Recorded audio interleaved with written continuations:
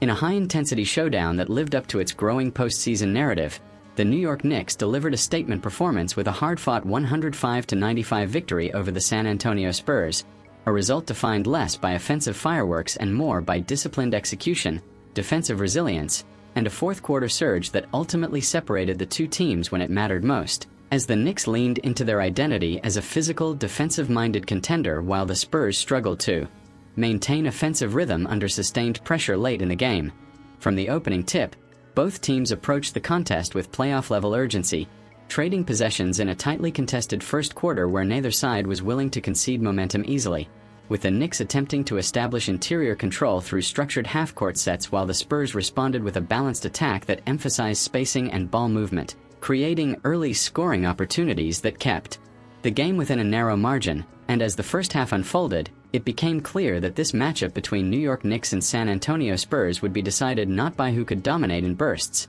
but by who could sustain composure through defensive adjustments and physical fatigue, as both coaching staffs continuously rotated defensive schemes, switching between man-to-man pressure and zone looks in an attempt to disrupt rhythm. By halftime, the game remained tightly poised, reflecting the evenly matched nature of the contest, with neither team able to generate a decisive run, and yet subtle signs of divergence began to emerge, particularly in the Knicks' ability to force contested mid-range shots and limit second-chance opportunities, which would later become a defining factor in the final outcome, even if it was not fully reflected on the scoreboard at that stage. As the third quarter commenced, the Spurs attempted to assert control through increased tempo, pushing the ball in transition and trying to exploit early defensive mismatches before the Knicks could fully set their half-court defense, but New York's discipline in defensive rotations began to tighten, with help defense arriving quicker, closeouts becoming more aggressive, and interior protection discouraging easy finishes at the rim,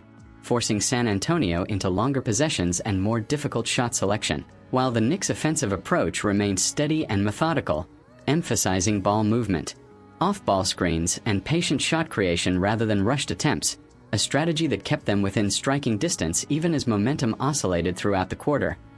What made the Knicks' performance particularly notable in this stretch was not explosive scoring runs but their refusal to allow the Spurs to build any sustained separation, as every minor San Antonio push was met with a defensive stop or a controlled offensive response that neutralized momentum shifts. And as the game moved into the final period, the intensity reached its peak, with both teams visibly feeling the weight of each possession, the Spurs searching for a spark to reclaim control while the Knicks increasingly leaned on their defensive identity to dictate the game's pace. The fourth quarter became the defining chapter of the contest, as New York's defensive intensity reached its highest level, with on-ball pressure tightening significantly and help rotations collapsing faster into the paint, effectively cutting off driving lanes and forcing the Spurs into perimeter-heavy possessions that lacked fluidity, while the Knicks simultaneously elevated their rebounding effort, securing crucial defensive boards that prevented San Antonio from generating second-chance opportunities that could have shifted the momentum. Offensively, the Knicks did not rely on a single hero but instead executed a collective approach, with multiple players contributing timely baskets, including efficient mid-range shots and decisive drives that forced the Spurs' defense into constant recovery mode, gradually widening the gap as the quarter progressed. The Spurs, despite showing resilience and flashes of strong execution earlier in the game, found themselves increasingly bogged down by turnovers and contested looks, as New York's defensive pressure forced rush decisions and disrupted passing lanes, leading to a scoring drought during critical stretches of the final period that ultimately proved costly. What stood out most in the closing minutes was the Knicks' composure, as they managed the clock intelligently, avoided unnecessary risks, and continued to generate high-quality looks within their system rather than forcing low-percentage shots, a stark contrast to San Antonio's late-game struggles where urgency sometimes led to rushed perimeter attempts and breakdowns in spacing. As the final buzzer approached, the Knicks had effectively sealed the game through a combination of defensive discipline and offensive patience, extending their lead to a comfortable margin that reflected their control of the fourth quarter rather than any single explosive run. And while the final score of 105-95 suggests a moderate separation, the underlying story of the game was one of sustained defensive pressure that gradually wore down the Spurs' offensive structure.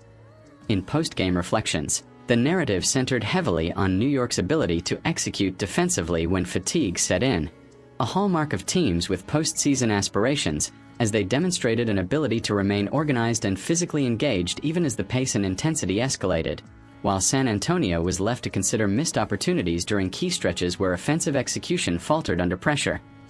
The Spurs' effort was not without merit, as they showed periods of strong ball movement and defensive resistance of their own, particularly in the first half where they matched New York's intensity and prevented any early runaway scoring, but their inability to adapt in the fourth quarter ultimately defined the outcome, as the Knicks' defensive adjustments began to take full effect, limiting San Antonio's scoring options and forcing them into increasingly predictable offensive patterns.